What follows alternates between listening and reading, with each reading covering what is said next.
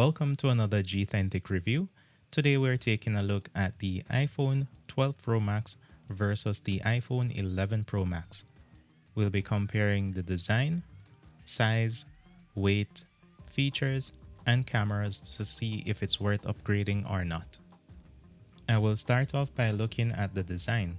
The iPhone 11 Pro Max features rounded edges, whereas the iPhone 12 Pro Max features squared off edges, which I find more comfortable to hold and less slippery. The iPhone 12 Pro Max also features Apple's ceramic shield front glass, which Apple says offers 4 times better drop performance. However, the back glass remains the same. Both phones feature surgical grade stainless steel around the edges, and both phones are also water resistant. However, on the iPhone 12 Pro series, the water resistance is increased from 4 meters to 6 meters for up to 30 minutes. Another huge difference is in cellular connectivity.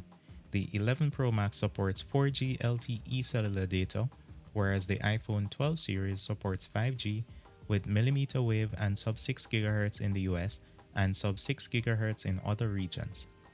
Keep in mind that using 5G will affect battery life. Speaking of battery life, both are rated for the same 20 hours of video playback, even though the battery in the 12 Pro Max is smaller. This is largely in part due to the new processor, the A14 Bionic versus the A13 Bionic chip in the 11 Pro Max. The new chip brings increased performance and efficiency. The display is also slightly larger at 6.7 inches versus 6.5 inches on the 11 Pro Max, but with the same 458 pixels per inch pixel density and 1200 nits of peak brightness for HDR playback. In terms of overall size, the 12 Pro Max is a little taller and slightly heavier, but the difference in weight is basically imperceptible to me. In terms of cameras, both phones feature an ultra-wide, wide, and telephoto camera. However, the telephoto camera on the iPhone 12 Pro Max now goes up to 2.5x optical zoom instead of 2x on the 11 Pro Max. The camera sensor is also larger by up to 47%, and the iPhone 12 Pro Max now features sensor shift optical image stabilization and the ability to capture images using Apple's computational photography in Apple ProRAW format. Additionally, the 12 Pro series now supports night portrait with the aid of the LiDAR scanner for focusing, and night mode now works on all 3 cameras. HDR for photos has also been updated, and scene detection was added to the cameras. Besides the optical zoom range differences, the iPhone 12 series is capable of recording video in Dolby Vision HDR with greater brightness and color.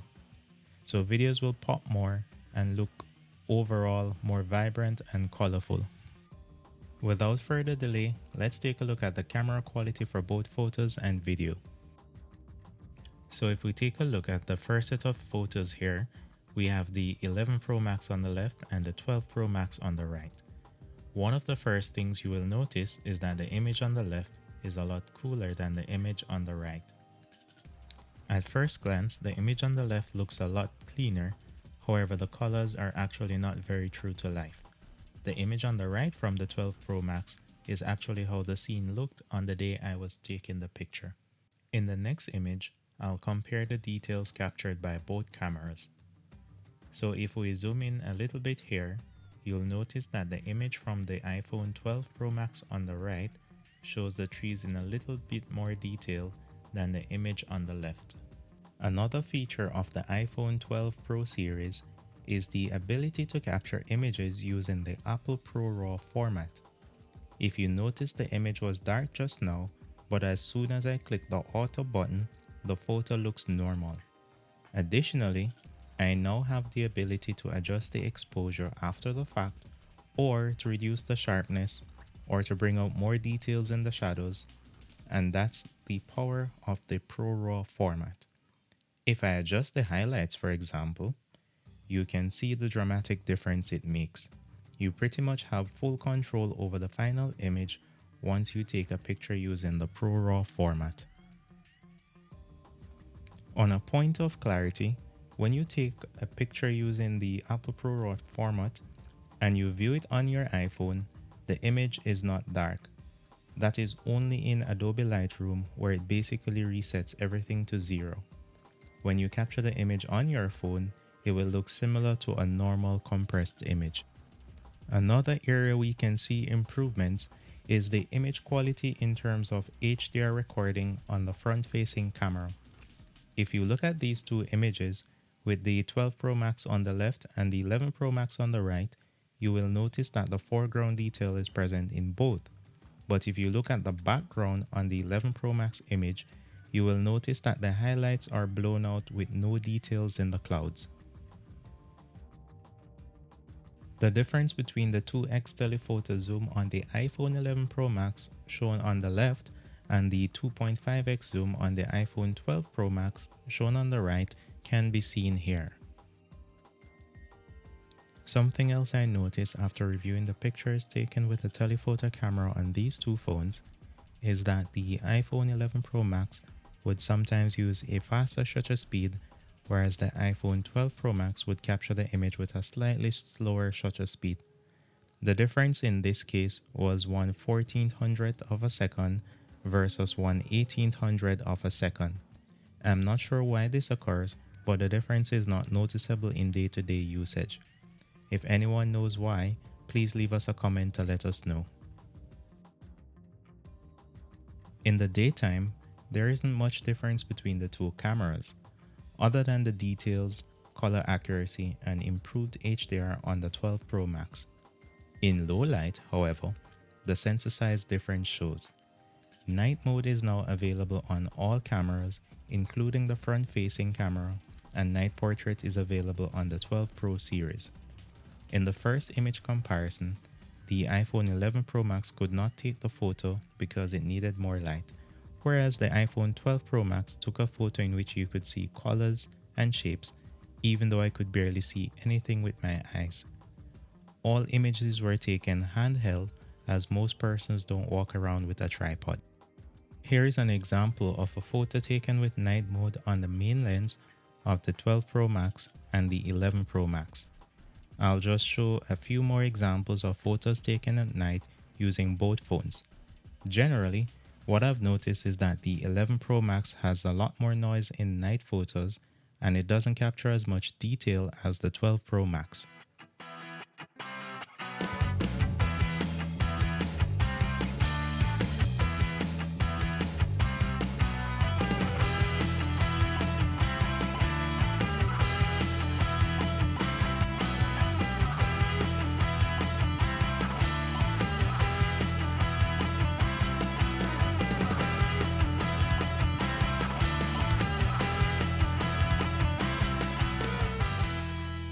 Now on to the video comparison. In the first clip, we'll look at the zoom range differences between both phones. The maximum optical zoom is 2.5x on the 12 Pro Max and 2x on the 11 Pro Max. The maximum digital zoom for video is 7x and 6x respectively. Next up, we'll take a look at the stabilization differences between the two. This clip was recorded handheld while walking with each phone. In this clip, we will take a look at the focusing speed differences. The iPhone 12 Pro Max focuses a lot faster with the aid of the LiDAR scanner. Something else you would have noticed is that the video from the iPhone 11 Pro Max is much darker, and that's because the iPhone 12 series now supports Dolby Vision HDR recording, which captures more light and colors. If I boost the brightness of the 11 Pro Max footage to match the brightness of the 12 Pro Max, you will notice that the colors appear washed out, and that's because the iPhone 12 series records in 10-bit color versus 8-bit from the previous generation. The difference continues at night, where you could see a lot more detail in the dark areas of the 12 Pro Max versus the 11 Pro Max. So in conclusion, the iPhone 12 Pro Max is an improvement over the 11 Pro Max with the addition of the LiDAR scanner, which aids with faster focusing and better depth perception for portrait mode. 10-bit Dolby Vision recording with more vibrant colors and dynamic range, and better night mode. So, will I be keeping the 11 Pro Max or upgrading to the 12 Pro Max? For producing content and long battery life, I'll definitely be upgrading. But for normal day-to-day usage, I would recommend the iPhone 11 or 12, 12 mini, or even the iPhone SE. For best battery life, the iPhone 11 Pro Max or 12 Pro Max are my recommended picks. If you have any questions, feel free to leave them in the comments below or send me a message on social media or through my website. If you enjoyed this video, feel free to leave a like and share it. If you haven't already subscribed, please go ahead and subscribe. Thanks for watching. See you in the next one.